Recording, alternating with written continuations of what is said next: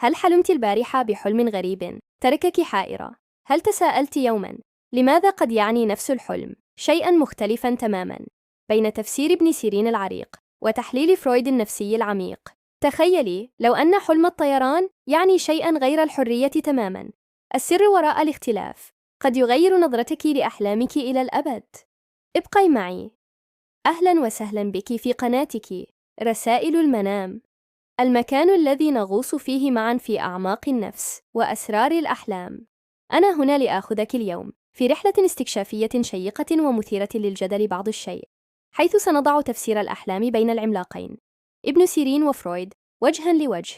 هل هما عالمان متناقضان أم يمكن أن يكملا بعضهما البعض لفهم أعمق لرسائل اللاوعي؟ لا تنسي الاشتراك في القناة وتفعيل جرس التنبيهات ليصلك كل جديد في عالم تفسير الأحلام الروحاني والنفسي.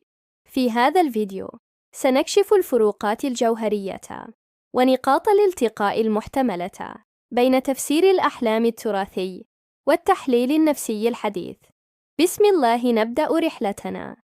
كثيرات منكن يا عزيزاتي يعتمدن على كتب تفسير الأحلام التراثية، وعلى رأسها تفسير العلامة ابن سيرين، وهو كنز عظيم فعلاً مرتبط بثقافتنا وروحانيتنا.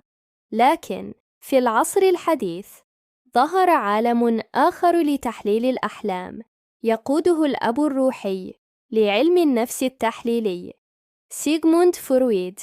السؤال الذي يطرح نفسه بقوة: كيف يمكن أن نفهم نفس الرؤية من خلال هاتين النظارتين المختلفتين تماماً؟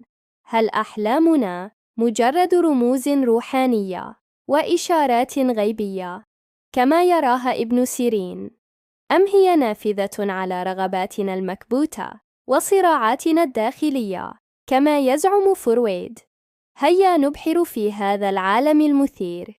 لنبدأ بابن سيرين رحمه الله. منهجه يعتمد أساساً على الرمزية المستمدة من القرآن الكريم والسنة النبوية الشريفة، وأحياناً من الأمثال العربية وطبيعة الأشياء ذاتها. الحلم عنده قد يكون بشرى خير، أو تحذيراً من شر، أو حديث نفس. التفسير يعتمد أيضاً على حال الرائي، فالرؤيا للصالح تختلف عنها لغيره، ورؤيا الملك غير رؤيا الشخص العادي.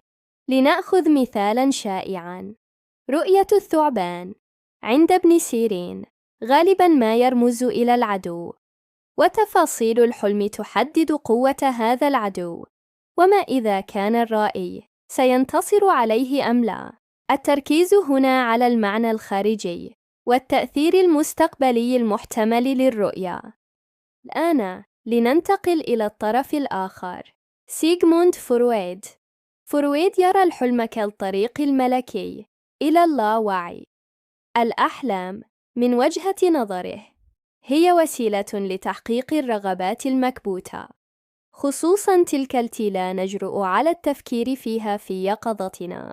الرموز في الحلم ليست لها معان ثابتة عالمية كما عند ابن سيرين، بل هي شخصية للغاية، وترتبط بتجارب الفرد وذكرياته وصراعاته الداخلية.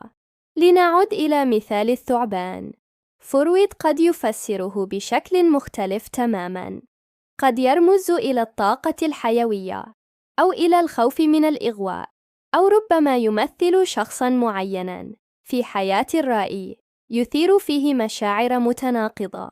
التركيز هنا على ما يجري داخل نفس الرائي، على الماضي والحاضر، وليس بالضرورة على المستقبل. إذن الفرق واضح وجلي. ابن سيرين ينظر إلى الحلم كرسالة قد تكون إلهية أو شيطانية أو حديث نفس، وتحمل دلالات مستقبلية أو تحذيرات. أما فرويد فيرى الحلم كإنتاج نفسي بحت يكشف خبايا اللاوعي والرغبات المكبوتة. لكن هل يمكن أن يكون هناك نوع من التكامل؟ أعتقد أن الإجابة هي نعم إلى حد ما. كلا المنهجين يعترف بأن الأحلام لها معنى، وأنها ليست مجرد أضغاث أحلام عبثية دائمة.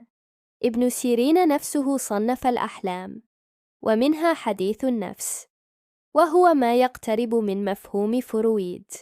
ربما الفهم الأشمل يأتي من عدم رفض أي منهما بشكل مطلق، بل من محاولة فهم الرسالة من زوايا مختلفة. قد يكون الحلم تحذيراً روحانياً، وفي نفس الوقت يعكس قلقاً نفسياً عميقاً، أليس كذلك؟ في النهاية يا صديقات رسائل المنام، القرار يعود لك. أنت من تعرفين نفسك وظروفك ومعتقداتك. لا تتشبثي بتفسير واحد وتغلقي الباب أمام الاحتمالات الأخرى. تفسير ابن سيرين يقدم بعداً روحانياً وتراثياً هاماً، وتحليل فرويد يفتح لنا أبواب فهم دواخلنا النفسية. استمعي لحدسك، تأملي في رموز حلمك، وحاولي أن تري الصورة الأكبر. وتذكري دائماً أن أهم مفسر لأحلامك هو أنت نفسك. إذا أعجبك هذا النقاش، لا تنسي تشجيعنا بالضغط على زر الإعجاب ومشاركة الفيديو مع صديقاتك المهتمات. أتركك في حفظ الله ورعايته، وألقاك في الفيديو القادم مع رسالة منام جديدة. مع السلامة.